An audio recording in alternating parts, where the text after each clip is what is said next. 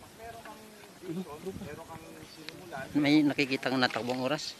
meron kang tinatanaw, Saan banda yun? Taas. Ay, wala. Wala. Malabo din ang aking paningin ng tropa eh. talagang ano bang gagawin natin ito? Ba't natin inabita itong lugar na ito? Anong pwede natin magagawin ito? Siguro tutuban, di ba? Yung mga puno-puno. Pero doon pa man ay hindi kami nagtinag na Emer, ano?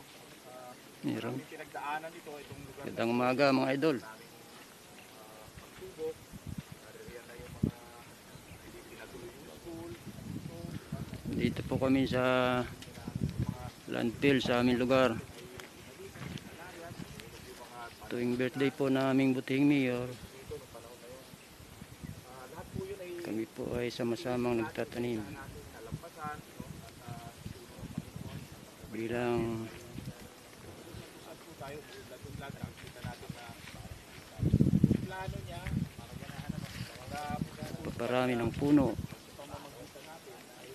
para sa mga susunod na henerasyon. so, yun ang mga bahagi ng paglilingkod sa ating mga lingkod bayan na nakakagaan ng ating trabaho. Meron kang vision, meron kang tinatanaw, meron kang tinatisa.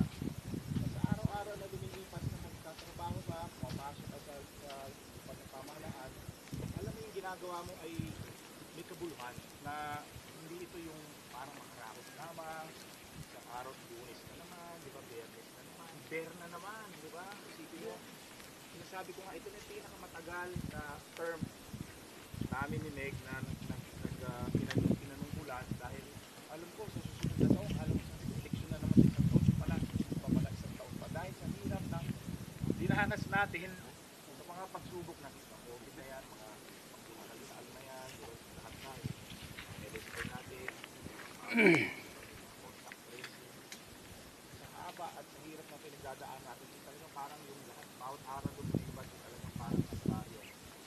Pero ganun pa man, katulad na sinabi ko, pag meron kang pinlano, meron kang itinunla, 10 years man yan, 20 years man yan, meron tayong aanin, meron tayong haharapin, meron tayong ang ganda nito pag na mga isipin yung mga 20 years from now, babalikan yung mga tinanim natin since 2007. Saan ba dito, Emer, yung mga tinanim natin na yung medyo yung bandaron, ano? O, makikita natin yung mga makikita nyo na, no? So, yung sa malayo, doon tayo nagsimula, palapit na tayo ng palapit, makikita nyo yung product of love natin, ano?